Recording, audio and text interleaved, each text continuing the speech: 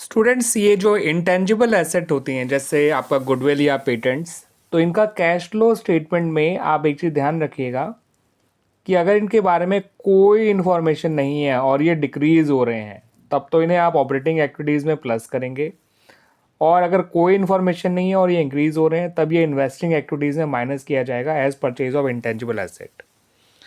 ठीक है स्टूडेंट्स, ये बात ध्यान रखिएगा। अगर इनके बारे में इन्फॉर्मेशन है इनके बिकने की या अमोर्टाइज होने की, तो इनका अकाउंट भी आप बिल्कुल एसेट के अकाउंट जैसा बनाइएगा। ओपनिंग बैलेंस यहाँ लिखिएगा, क्लोजिंग बैलेंस यहाँ लिखिएगा, परचेज यहाँ लिखिएगा बैंक के नाम से, सेल यहाँ लिखिएगा बैंक के नाम से, गेन ऑन सेल यहाँ, लॉस ऑन सेल यहाँ, और डेप्रिसिएशन की जगह यहाँ पे अमोर्टाइजेशन वर्ड यूज़ करिएगा। नॉर्मली आपको ये परचेज ढूंढने के लिए निकालने को आ सकता है, या फिर अमोर्टाइजेशन वाला अमाउंट ढूंढने के लिए निकालने के लिए आ सकता है, या फिर सेल वाला भी निकालने को आ सकता है।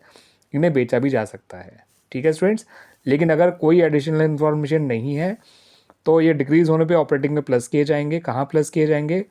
Net profit before tax and extraordinary items में प्लस किए जाएंगे, और इंक्रीज़ हो रहे हैं तो इन्वेस्टिंग एक्टिविटीज़ में माइनस किया जाएगा as purchase of intangible asset. बात कर ले इंटरेस्ट ऑन डिबेंचर्स की, या इंटरेस्ट ऑन डिबेंचर या इंटरेस्ट ऑन लोन या इंटरेस्ट ऑन ओवरड्राफ्ट तक की। ये ऑपरेटिंग में प्लस किए जाते हैं, फाइनेंसिंग में माइनस किए जाते हैं। प्लस वहीं किए जाते हैं जहाँ पे हम गुडविल का अमोर्टाइजेशन प्लस किया जाता है, फाइनेंसिंग में माइनस करना है क्योंकि इनकी वजह से कैश का आउटफ्लो हुआ होगा, और इंटरेस्ट ऑन डिबेंचर का रिलेशन डिबेंचर से है, दैट्स वाई इसे फाइनेंस कॉस्ट के तौर पे लिया जाता है, इसे फाइनेंसिंग एक्टिविटीज़ में माइनस किया जाता है। प्रोविजन और डाउटफुल डेट्स ऑपरेटिंग में ही प्लस या ऑपरेटिंग में माइनस हो जाता है। अगर ये बढ़ रहा है तो ऑपरेटिंग में प्लस, और कम हो रहा है तो ऑपरेटिंग में से माइनस। बढ़ रहा है तो ये नॉन कैश एक्सपेंस है, नॉन कैश एक्सपेंस प्लस की जाते हैं, और कम हो रहा है तो ये नॉन कैश इनकम है, नॉन कैश इनकम माइनस की जाती है कैश फ्लो स्टेटमेंट में ऑपरेटिंग एक्टिविटीज़ में। कहाँ किया जाता है? वहीं किया जाता है जहाँ डेप्रिसिएशन को, जहाँ अमोर्टाइजेशन को, जहाँ इंटरेस्ट को, इंटरेस्ट डिबेंचर, ठीक है, वहीं पे ही।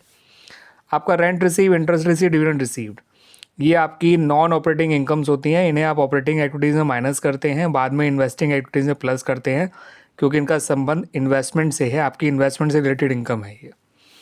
ठीक है students, current asset current liability का ट्रीटमेंट समझ लीजिए। इनमें मैंने जो लॉजिक बताया वो फ़ायदा और नुकसान वाला लॉजिक बताया है। अगर आपको इनमें फ़ायदा हो रहा है तो माइनस करेंगे, नुकसान हो रहा है तो प्लस करेंगे। अब ये फ़ायदा नुकसान क्या है वो समझिए।